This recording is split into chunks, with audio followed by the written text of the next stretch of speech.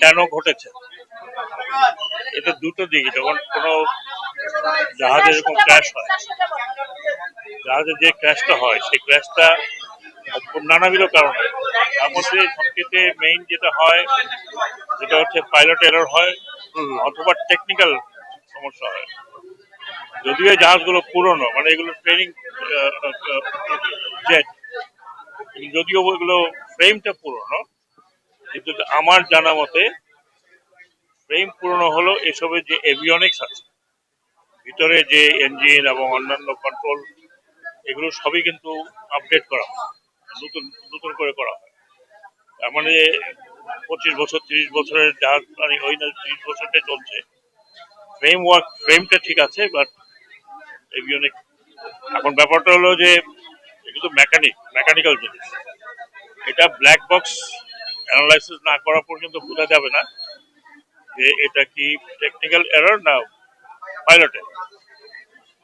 অনেক সময় পাইলট এররের জন্য হয়ে থাকে। এখন উনি, যিনি ফ্লাইট লেফটেন্যান্ট ছিলেন, উনিও মারা গেছেন, এবং উনি খুব ট্র্যাজিক, তার কয়েক মাস আগে বিয়ে হয়েছিল।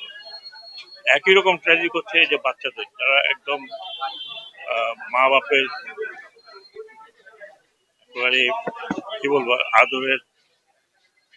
অ্যাডাল্ট তো এখানে কমই আছে, 2-4 জন বলে সিএমএ আছে, আমি কালকে দেখতে যাবো।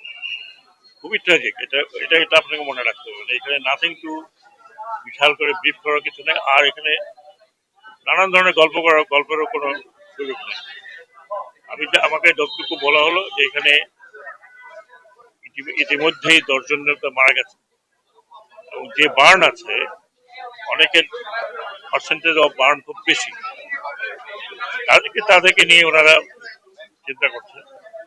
কিছু কিছু বার্ন আছে যেগুলো ধরেন হয়তো লং টার্ম ট্রিটমেন্ট লাগবে, আর যেগুলো কম বার্ন আছে সরকারের তরফ থেকে বলা হয়েছে তাদের জন্য একটা টিম আসছে from সিঙ্গাপুর থেকে একটা টিম আসছে। সেই টিম তাদেরকে দেখে যদি দরকার হয় তাদেরকে সিঙ্গাপুরে নিয়ে যাবে এয়ার অ্যাম্বুলেন্স।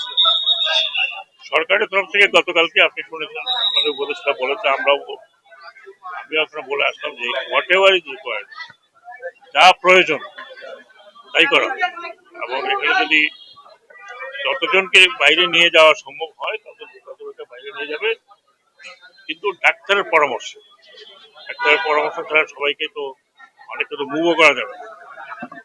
এখন এই লস, এই ক্ষতি তো অপূরণীয়, এটা তো কোনো কিছু করে পূরণ করা যাবে না। আমাদের তরফ থেকে আমরা যা করার করছি, এবং আশা করি ভবিষ্যতে এই ধরনের কোনো দুর্ঘটনা যাতে না ঘটে সেজন্য সকল সংস্থা, আর বিশেষ করে আমি ডিফেন্স মিনিস্ট্রিকে বলবো যে এই ধরনের ট্রেনিং কিভাবে, কোথায়, কোন চ্যানেলে করতে হবে, এগুলো আমার মনে হয় নতুন করে দেখা প্রয়োজন। ঢাকা শহর তো ঘনবসতি শহর, এটা যে কোনো কিছুতে এফেক্ট হয়ে যায়। আর আমি সংশ্লিষ্ট যারা এই পরিবারে অত্যন্ত ক্ষতিগ্রস্ত, একটা বাচ্চার না থাকা করা যাবে না। তো আমি তাদের প্রতি আমার তরফ থেকে গভীর সহানুভূতি জানাচ্ছি। আল্লাহর কাছে দোয়া করছি যে অন্তত তাদেরকে শক্তি দিক। এই অপূরণীয় শোক